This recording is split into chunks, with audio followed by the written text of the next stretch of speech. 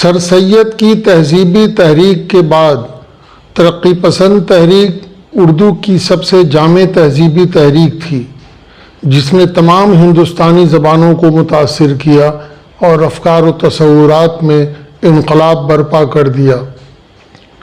ہمارے لیے یہ فخر کی بات ہے کہ اس میں اردو کا کلیدی کردار تھا۔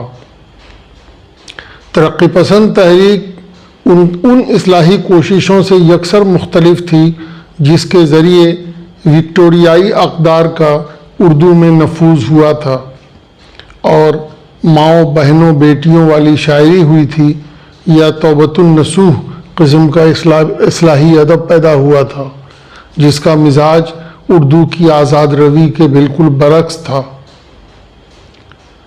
علی گڑھ تحریک پہلی باقاعدہ تحریک تھی جس نے مذہب، سیاست اور تعلیم کے علاوہ اردو زبان و ادب کو بھی جدید عہد سے ہم آہنگ کرنے کی کوشش کی، مگر اس فرق کے ساتھ کہ علی گڑھ تحریک انگریزوں کی وفاداری سے مشروط تھی اور اسے وفادارانہ سرکار انگلیشیا کی حمایت و عنایت حاصل تھی۔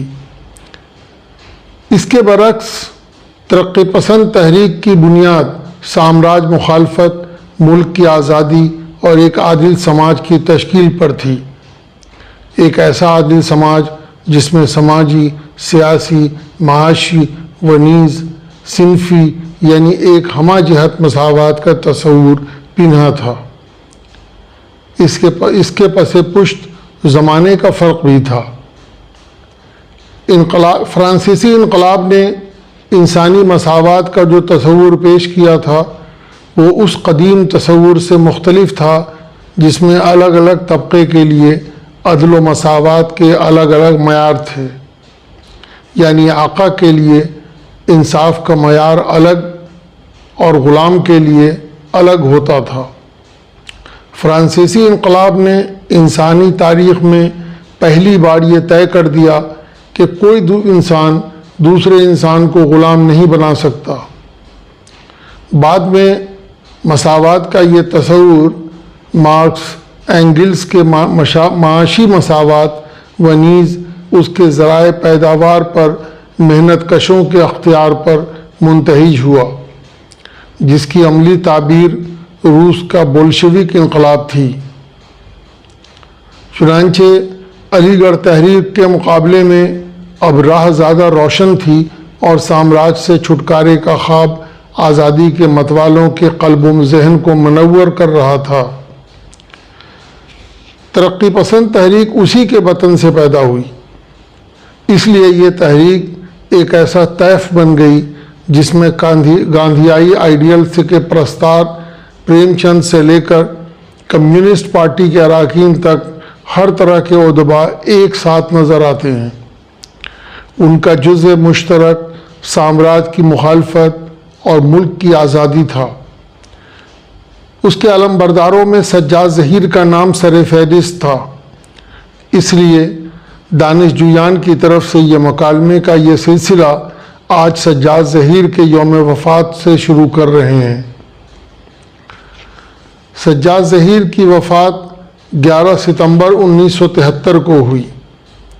اب 50 سال بعد دنیا بہت بدل چکی ہے، سامراجیت کی شکل بدل گئی ہے، عالمی منڈی کی تشکیل کے ساتھ سرمایہ داری کا کردار بدل گیا ہے۔ ایک مختصر سی آبادی کے پاس دولت کے ارتکاز اور ٹیکنالوجی پر چند گھرانوں کے قبضہ و اختیار نے ادباء، شعراء اور دانشوروں کے سامنے اظہار خیال کے نئے مسائل کھڑے کر دیے ہیں۔ اس سنگین صورتحال میں تمام انسانی مسائل اور اس کے جلو میں ادب و فن کے مسائل پر نئے سرے سے گفتگو کرنے کی اشد ضرورت ہے۔ 1908 سے پوری دنیا کو جس کساد بازاری کا سامنا کرنا پڑا ہے وہ انسانی تاریخ کی سب سے طویل کساد بازاری ہے۔ اس نے زبان، ادب، ثقافت، تعلیم و تعلم سب آپ کو اپنی گرفت میں لے لیا ہے۔ اس لیے سماج کا کوئی طبقہ چاہے بھی تو اس سے صرف نظر نہیں کر سکتا۔ تعلیمی اداروں کے نجی کرن و نیز ثقافت کو بازار کے تابع بنانے کے عمل نے فکر اور اظہار خیال کی آزادی کو مسدود کر دیا ہے۔ تعلیمی اداروں کا نصاب اور انتظام و انصرام اب اساتذہ اور علماء کے بجائے نوکر شاہ اور علم کی تجارت کرنے والوں کی اقلیم میں داخل کر دیا گیا ہے۔ تعلیمی اداروں کے ساتھ ہی دیگر اداروں کی خود مختاری کو ہر درجہ محدود کیا جا رہا ہے۔ صحافی اپنی مرضی سے لکھ نہیں سکتا، جج فیصلہ سناتے ہوئے ڈرتا ہے، پارلیمنٹ بحث و مباحثے کے بعد کسی فیصلے پر پہنچنے کے بجائے حکمراں ٹولی کا کھلونا بن گیا ہے۔ دادرسی کی بالائی منزل کا انصاف سے کترانا اور موقع موقع سے اپنے آپ کو الگ کر لینا بہت خطرناک ہے۔ جمہوریت کے سطور گر رہے ہیں، جس نے آزادی کے لیے اور جمہوریت کے لیے سنگین خطرہ پیدا کر دیا ہے۔ اظہار خیال کی آزادی تو جمہوریت سے عبارت ہے۔ اگر آزادی سلب ہوتی جاتی ہے اور جمہوریت تباہ، تو پھر تخلیق کی آزادی خلا میں زندہ نہیں رہ سکتی۔ عالمی سطح پر دولت کا ارتکاز جس طرح ہوا ہے، اس نے تو اظہار خیال کے معنی بھی بدل دیے ہیں۔ اس عمل کو جاننا اور مزاحمت کے لیے تیار ہونا اب زندگی اور موت کا مسئلہ بن گیا ہے۔ ایسے 80 سے زائد دولت مند لوگ اس دنیا میں موجود ہیں جو اپنی دولت سے کسی بھی ملک کو اپنا مقروض اور پھر مطیع بنانے کی اہلیت رکھتے ہیں۔ یہ لوگ اب اس ٹیکنالوجی کے بھی مالک بن رہے ہیں جس سے انسانی ذہن اور فکر کو مکمل طور پر قابو میں رکھا جا سکتا ہے۔ یہ ایک نئی قسم کی جاگیرداریت ہے جس میں انسان نہ صرف جسمانی طور پر بلکہ ذہنی طور پر بھی مطیع ہوگا۔ سوشل میڈیا نے آزادی خیال کا جو گمان پیدا کیا تھا، اس کا فریب اب واضح ہو چکا ہے۔ اب سوشل میڈیا کا استعمال سماج میں بڑے پیمانے پر زہر گھولنے کے لیے ہو رہا ہے، اس لیے کہ مقتدر طبقے کا مفاد اسی میں ہے۔ دولت کے ارتکاز اور اس کے ساتھ افواہ پھیلانے کے وسائل جن کے پاس ہیں، وہ اپنے مفاد میں کسی بھی قسم کا گل کھلا سکتے ہیں۔ یہ فاشزم کا کھیل ہے، اس پر ہمارے دانشوروں کو غور کرنا چاہیے۔ ترقی پسند تحریک کی ابتدا کا زمانہ وہ تھا جب سرمایہ داری کے تضادات نے دنیا کو جنگ عظیم کی طرف دھکیلا تھا۔ اس کے خلاف ہمارے ادیب، شاعر اور دانشور یکجا ہوئے تھے اور انسانیت کو تباہی سے بچانے والی قوتوں کے ساتھ مل کر اپنی آواز بلند کی تھی۔ مگر اب جو صورتحال ہے وہ کہیں زیادہ پیچیدہ اور خطرناک ہے۔ عالمی معاشی بحران اب ان تمام جمہوری قدروں کو برباد کرنے پر آمادہ ہے جس کی وکالت خود سرمایہ داری نے اپنے نشو و نما کے ابتدائی دور میں کی تھی۔ اب سرمایہ داری اس حد تک انسانیت کو پامال کرنے پر اتارو ہے کہ کرونا جیسی وبا کو بھی چند کارپوریٹ گھرانوں نے اپنی دولت میں ریکارڈ توڑ اضافے کا ذریعہ بنا لیا تھا۔ نتیجے میں اس وبائی بحران کے دوران بھی عمارت اور غربت کی خلیج وسیع سے وسیع تر ہوتی رہی تھی۔ یہ خلیج ترقی یافتہ دولت مند ملکوں اور کم ترقی یافتہ ممالک کے درمیان بھی تیزی سے بڑھی ہے، اور بین ملک کارپوریٹ گھرانوں اور عوام کے درمیان بھی۔ یہ سب جس تیز رفتاری سے ہوا ہے اس کی کوئی نظیر ماضی میں نہیں ملتی۔ ٹیکنالوجی کے استعمال سے کارپوریٹ گھرانے ایک نئی عالمی تنظیم تیار کر رہے ہیں جس میں ٹویٹر، فیس بک اور دیگر ٹیکنالوجی کا بھرپور استعمال ہو رہا ہے۔ سوویت یونین کے خاتمے کے بعد دنیا کے سب سے بڑے سامراج امریکہ نے دنیا کو یک قطبی بنانے کی جو تگ و دو کی تھی اسے بھی اب خطرہ لاحق ہے۔ ایران اور افغانستان میں اس کی شکست، طویل کساد بازاری اور چین میں سرمایہ کے ارتکاز نے اس کے لیے نئے مسائل کو جنم دیا ہے۔ چین اور روس، ایران اور سعودی عرب کے سدھرتے رشتے اور بعض علاقائی قوتوں کا بڑھتا ہوا زور، برکس کی کامیابی بھی دنیا کو یک قطبی بنانے کی راہ روک رہا ہے۔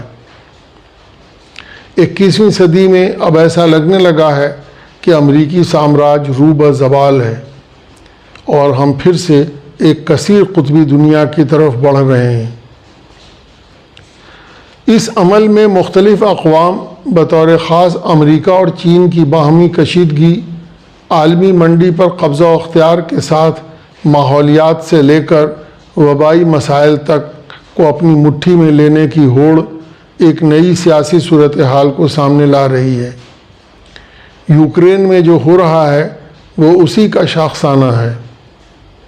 عالمی معیشت کا یہ تناؤ ہندوستان سمیت نسبتاً کم ترقی یافتہ ممالک کو بری طرح متاثر کر رہا ہے۔ اس بحران نے ساری دنیا کے سامنے سیاسی، معاشی اور نظریاتی سطح پر نئے مسائل اور ساتھ ہی نئے امکانات کو جنم دیا ہے۔ 1990 کی دہائی سے جس نیو لبرلزم کا ڈنکا بجایا جا رہا تھا اس کی پول اس طویل بحران نے کھول دی ہے اور ان تضادات کو روشن کر دیا ہے جسے سرمایہ دارانہ جمہوریت، سیکولرزم، مساوات کے پردے میں ڈھانک کر سرمایہ دارانہ نظام کی افضلیت کے گیت گائے جاتے تھے۔ اب یہ تضاد علمی تشریحات کا محتاج نہیں رہ گیا ہے، یہ عوامی تجربے کا اتنا بٹوٹ حصہ بن گیا ہے کہ کسانوں کی سال بھر چلنے والی تحریک کسی سیاسی جماعت کی رہنمائی کے بغیر کارپوریٹ گھرانوں کی مخالفت پر آمادہ ہوئی۔ کسانوں کے تجربے نے ان کو جتا دیا کہ اب بنیادی کاشتکاری پر بھی کارپوریٹ کی نظر ہے اور وہ اسے اندھا دھند منافع کا ذریعہ بنانا چاہتے ہیں۔ اگر وہ کامیاب ہوئے تو کاشتکار زرعی مزدور میں بدل جائے گا اور پوری طرح کارپوریٹ کے رحم و کرم پر ہوگا۔ اسی طرح بے روزگاری میں ہولناک اضافے نے نوجوانوں کو از خود کارپوریٹ مخالف بنا دیا ہے۔ انہوں نے اپنے تجربے سے سیکھا ہے کہ سرکاری املاک کو نجی ملکیت میں دینے اور منافع بخش سرکاری کمپنیوں کو کارپوریٹ کے حوالے کرنے سے مہنگائی اور بے روزگاری میں کمر توڑ اضافہ ہوا ہے۔ اسی لیے نومبر 2020 میں ہونے والی مزدوروں کی دنیا میں سب سے بڑی ہڑتال، زرعی ترمیمی قوانین کے خلاف کسانوں کی 1 سال تک چلنے والی ہڑتال اور بے روزگار نوجوانوں کی تحریک، سب کا رخ موجودہ سیاسی معاشی پالیسی اور اس کے تحت پھلنے پھولنے والے کارپوریٹ گھرانے کے خلاف ہے۔ نتیجے میں کسانوں، مزدوروں اور بے روزگار نوجوانوں کے درمیان وہ تال میل ہے جس کی نظیر ماضی میں نہیں ملتی۔ اس لیے یہ دور سیاسی، معاشی اور نظریاتی سطح پر نئے مسائل اور نئی چنوتیوں کے ساتھ ہی نئے امکانات سے بھی بھرپور ہے۔ اپنی تہذیب اور ادب و فن کی حفاظت کے لیے اور اظہار خیال کی آزادی کو بچانے کے لیے ضروری ہے کہ ہمارے ادبا اور شعراء بھی بدلتی ہوئی دنیا کے اس پیچ و خم سے واقف ہوں۔ جو سماجی معاشی حالات ہیں اس نے زبان، ادب، ثقافت، تعلیم و تعلم سب کو اپنی لپیٹ میں لے لیا ہے۔ ایسے میں دانشور طبقہ، شاعر، افسانہ نگار، ڈرامہ نگار، سماجی اور دیگر علوم کے ماہرین اس سے الگ کیسے رہ سکتے ہیں؟ ان کو اس پورے عمل میں اپنا کردار طے کرنا ہوگا۔ یہ طبقہ سماج میں قائدانہ کردار ادا کرنے کی اہلیت رکھتا ہے، نئے افکار و خیالات کی تشکیل کرتا ہے، نئی دنیا کے خواب بنتا ہے اور ایک خاص مرحلے پر تبدیلی کا خراول دستہ بنتا ہے۔ اس طبقے سے کوئی نہیں کہہ سکتا کہ وہ کیا لکھے اور کیا نہیں لکھے، یہ تو اسے اپنی بقا کے لیے خود طے کرنا ہوگا، یا پھر اس سے پہلو تہی کی قیمت چکانی ہوگی۔ جب اس سمت میں پیش قدمی کریں گے تو ماضی کے ان واقعات کو یاد رکھنا ہوگا جن کی حیثیت سنگ میل کی ہے۔ اس سمت میں 1932 میں ہونے والی انگارے کی اشاعت ایک بڑا واقعہ ہے جس نے 1936 میں قائم ہونے والی انجمن ترقی پسند مصنفین کی بنیاد رکھ دی تھی۔ دسمبر 1932 میں نظامی پریس لکھنؤ سے سید سجاد ظہیر، احمد علی، رشید جہاں اور محمود الظفر کے 9 افسانوں اور ایک ڈرامے پر مشتمل مجموعہ انگارے شائع ہوا۔ ان افسانوں اور ڈرامے میں مذہبی قدامت پرستی، تنگ نظری اور موقع پرستی کے ساتھ ساتھ بالائی طبقے کے تضادات، ان کی بلحوثی اور ان کے سیاسی رویوں پر شدید تنقید کی گئی تھی۔ جیسا کہ خدشہ تھا، ادبی حلقوں میں اور مذہبی حلقوں میں سخت رد عمل ہوا۔ اخبارات میں اس مجموعے کے خلاف مضامین چھپے اور ضبطی کے مطالبے ہوئے۔ لکھنؤ سے نکلنے والے سرفراز، سرپنچ، ہمدم، نوید، خلافت اور بارہ بنکی سے نکلنے والے راستی، لاہور سے نکلنے والے آزاد، دکن حیدرآباد کے رہبر، بارہ بنکی کے شیرازہ، مراد آباد کے مخبری اعلیٰ، علی گڑھ کے پیام، سب ایک سر میں مخالفت کر رہے تھے۔ ان اخبارات نے آسمان سر پر اٹھا لیا تھا، مگر بجنور کے مدینہ اور لکھنؤ کے سرگزشت نے ہیجان انگیزی کی انتہا کر دی۔ ان کے اداریوں کے عنوانات تھے، بجنور کے عنوانات نہایت اشتعال انگیز تھے۔ مثلاً بجنور کے اخبار مدینہ کا عنوان تھا انگارے، ایک فحش اور ملحدانہ کتاب۔ اسی طرح لکھنؤ کے سرگزشت کی سرخی تھی، آگ دیکھی، پانی دیکھا، اب انگارے دیکھیے۔ سرپنچ بھی ان سے پیچھے نہیں رہا۔ اس کے اداریے میں کہا گیا، یہ کتاب 10 مہمل اور بے تکے افسانوں کا ایک بے ڈھنگا سا مجموعہ ہے جس کو ایک عورت اور 3 مردوں کی اجتماعی کوششوں نے مرتب کیا ہے۔ 5 افسانے سجاد ظہیر نے لکھے ہیں، 2 افسانے احمد علی صاحب کی ادبی بدہضمی کا نتیجہ ہے، 2 افسانے رشید جہاں صاحبہ کی انشا پردازانہ حیضے کا نمونہ ہے، اور ایک افسانہ محمود الظفر صاحب نے لکھ مارا ہے۔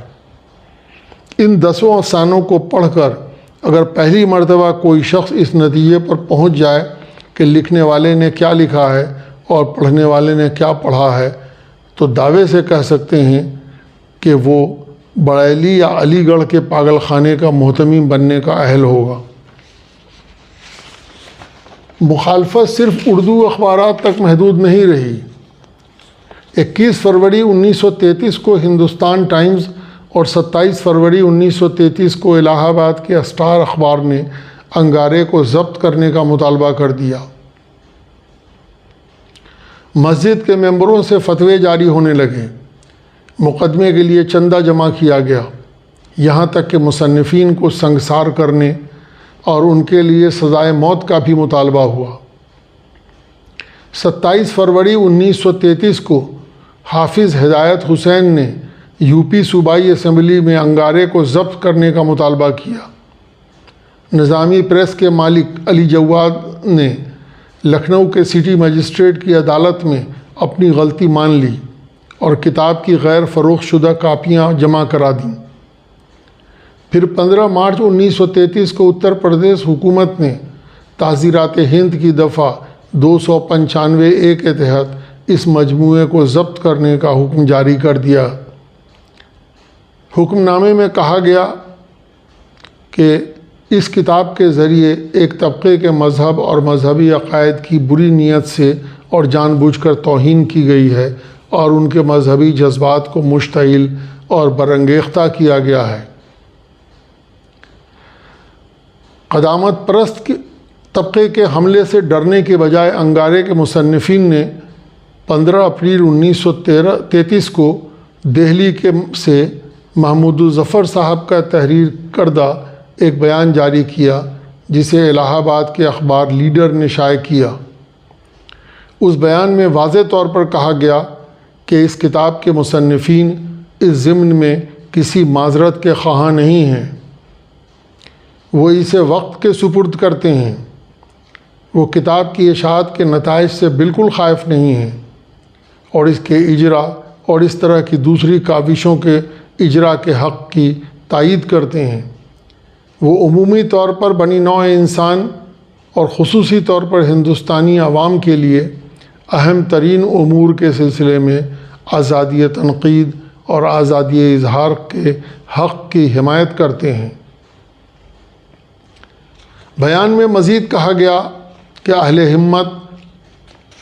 اہل قلم ہمت نہ ہاریں اور فوری طور پر ترقی پسند مصنفین لیگ کی تشکیل کی جائے گی جو وقتاً فوقتاً اس طرح کی دوسری تحریریں انگریزی اور دوسری ملکی زبانوں میں شائع کریں گی۔